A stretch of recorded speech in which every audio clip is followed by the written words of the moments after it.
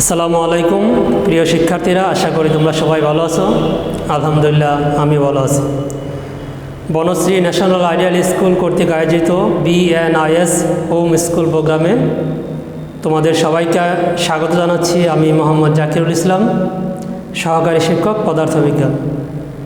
আজকে আমি তোমাদের অষ্টম শ্রেণীর বিজ্ঞান বিষয় নিয়ে কথা বলবো। তাহলে আমরা আজকের টপিকসটা একটু জেনে নিই। আজকে আমাদের বিষয় থাকবে অষ্টম শ্রেণী বিজ্ঞান, আর এখানে ক্লাস নাম্বার দেওয়া আছে 14, আবার নাম, মোবাইল নাম্বার, ফেসবুক দেওয়া আছে। তাহলে আজকে আমাদের ষষ্ঠ অধ্যায়ের নাম হচ্ছে পরমাণুর গঠন, আর আমাদের টপিকস যেটা সিলেক্ট হয়েছে আজকে সেটা হচ্ছে পাঠ 7-8 আইসোটোপের ধর্ম ও ব্যবহার। এখন আমরা বলতে পারি আইসোটোপ কি, যদি এটা গত ক্লাসে তোমাদের পড়িয়েছে, তো আজকে আমরা একটু দেখে তারপরে ব্যবহারের দিকে যাব। আইসোটোপ হচ্ছে যে সকল পরমাণুর প্রোটন বা পারমাণবিক সংখ্যা সমান কিন্তু ভর সংখ্যা ও নিউটন সংখ্যা ভিন্ন, তাদেরকে একে অপরের আইসোটোপ বলা হয়। মানে একটা পরমাণু থাকবে, তাদের প্রোটন বা ইলেকট্রন সংখ্যা সেম থাকবে, বা এটাকে আমরা পারমাণবিক সংখ্যা বলতে পারি, কিন্তু নিউটন সংখ্যা এবং ভর সংখ্যা ভিন্ন হবে, তারা হবে পরস্পরের আইসোটোপ। যদি আমরা এখানে একটা উদাহরণ দিয়েছি, যেমন সি কার্বন কার্বন কার্বন। আমরা সবাই জানি কার্বনের প্রোটন সংখ্যা বা পারমাণবিক সংখ্যা হচ্ছে 6 6 6।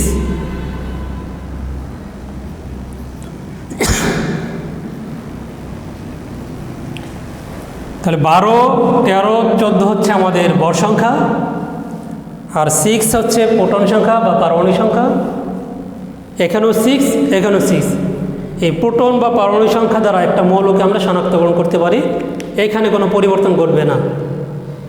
আর ভর সংখ্যা থেকে যদি আমরা এই প্রোটন সংখ্যা বাদ দিই, তাহলে নিউটন সংখ্যা পাই।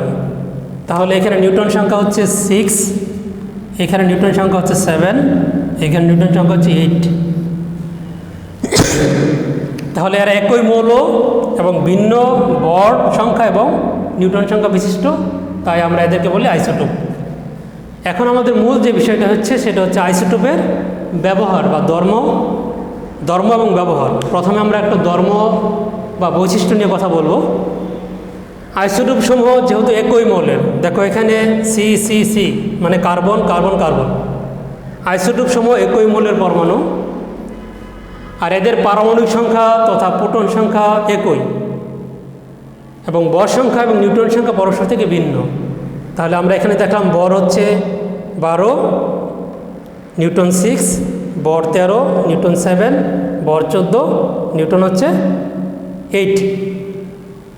আর পারমাণবিক সংখ্যা একই হয়, এরা পরস্পরের পারমাণবিক সংখ্যা একই হয়, পরস্পরের আইসোটোপ সমূহ পর্যায় সারণীর একই জায়গায় থাকে বা একই অবস্থানে থাকে।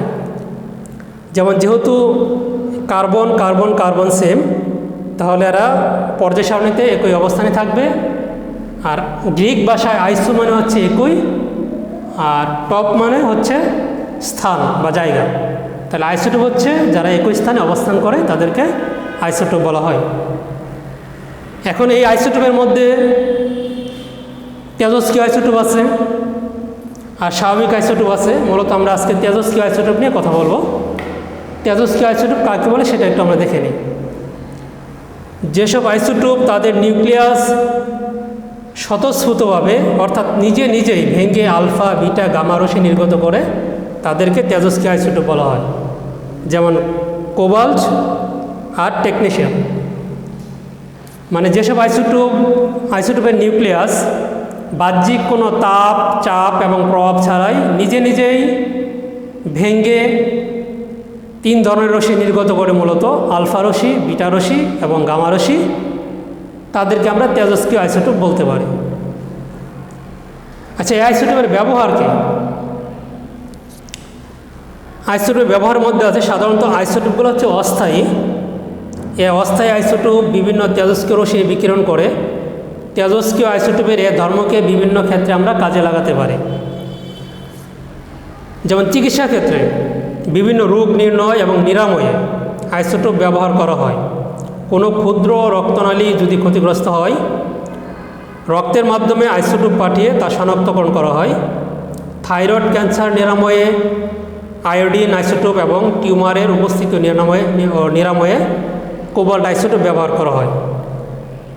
এটা থেকে আয়োডিন থেকে বিটা এবং কোবাল্ট থেকে গামা রশ্মি নির্গত হয়। তাহলে আমরা দেখলাম, যদি আমাদের শরীরে বিতর্গত কোনো রোগ হয়, সেক্ষেত্রে আমরা আইসোটোপ ইনজেকশনের মাধ্যমে রক্তের দ্বারা প্রবাহিত করে কি ক্ষতিগ্রস্ত আছে সেটা নির্ণয় করতে পারি। তারপরে আমরা বিভিন্ন থাইরয়েড ক্যান্সার নিরাময়ে আমরা আইসোটোপ ব্যবহার করতে পারি।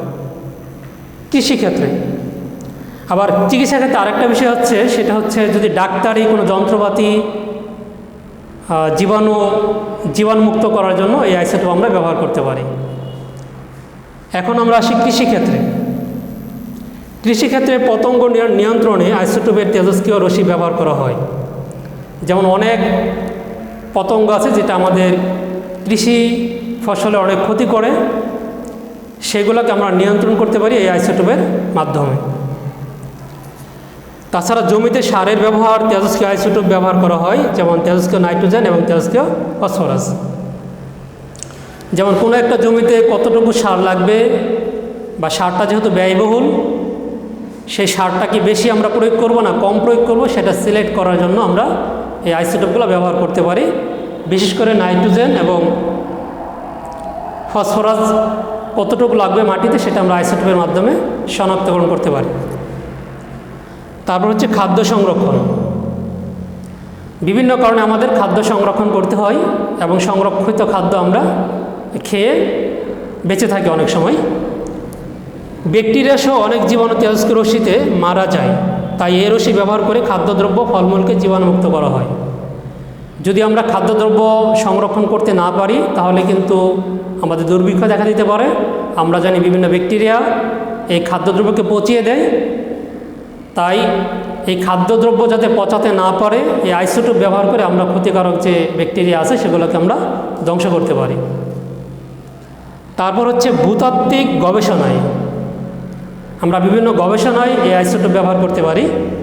হাজার হাজার বা লাখ লাখ বছর আগের উদ্ভিদ বা প্রাণীদেহের ফসিলের বয়স নির্ণয়ে কার্বন 14 এই তেজস্ক্রিয় আইসোটোপ ব্যবহার করা হয়। কারণ আমরা জানি আমাদের দেহে প্রচুর পরিমাণ কার্বন রয়ে গেছে। এই কার্বন যদি কখনো কোথাও মাটির নিচে ফসিল পাওয়া যায় উদ্ভিদ বা প্রাণীর, তাহলে কার্বন ক্ষয়ের হিসাব থেকে আমরা এটা কত বছর আগে, কয় হাজার বছর আগে বা কয় লাখ বছর আগে অথবা কয় কোটি বছর আগে সেটা হয়েছিল, সেটা আমরা বের করতে পারি। তারপরে শেষে আমাদের আছে ফসলের মান উন্নয়ন। বিভিন্ন ধরনের তেজস্ক্রিয় রশ্মি ব্যবহারের মাধ্যমে উদ্ভিদ কোষের জিনগত পরিবর্তন ঘটিয়ে উন্নত মানের ফসলে পরিণত করা হয়। যদি আমরা কোনো একটা ফসলের জিনগত পরিবর্তন ঘটাইতে পারি, তাহলে এই ফসলের যে উৎপাদন হয়, উৎপাদন আমরা বাড়াইতে পারি, এর গুণগত মান আমরা বৃদ্ধি করতে পারি। আবার অনেক সময় ফসলটা দেরিতে কাটা লাগে অথবা দেরিতে আমরা তুলি, সেটাকে আমরা আরও এগিয়ে আনতে পারি। এই জন্য জিনগত পরিবর্তনে আমরা কি করতে পারি, এই ফসলের মান উন্নয়ন এবং জিনগত পরিবর্তনে আইসোটোপ ব্যবহার করতে পারি। তাহলে এই ছিল আমাদের মোটামুটি আইসোটোপের আজকের একটা ছোটো টপিকস। আশা করি তোমরা সবাই বুঝতে পেরেছ। আইসোটোপের যে ব্যবহারগুলো আমরা পড়লাম সেগুলো মূলত হচ্ছে তেজস্ক্রিয় আইসোটোপ, এবং তেজস্ক্রিয় আইসোটোপগুলো যেটা তোমাদের ওই পারমাণবিক সংখ্যা যাদের বা প্রোটন সংখ্যা যাদের বেশি হয় সাধারণত সেগুলো হয়ে থাকে। আবার কমের মধ্যেও হয়, কিন্তু ম্যাক্সিমাম যদি 82-র বেশি চলে যায় সেই ক্ষেত্রে এগুলো তেজস্ক্রিয়তা ধর্ম প্রদর্শন করে থাকে। তাহলে বন্ধুরা তোমরা সবাই আশা করি বুঝতে পেরেছো ক্লাসটা। আর যদি কোনো সমস্যা হয় তাহলে যোগাযোগের মাধ্যম রয়ে গেছে। আশা করি পরবর্তী ক্লাসে আবার কখনো তোমাদের সাথে দেখা হবে। ধন্যবাদ সবাইকে। আসসালামু আলাইকুম।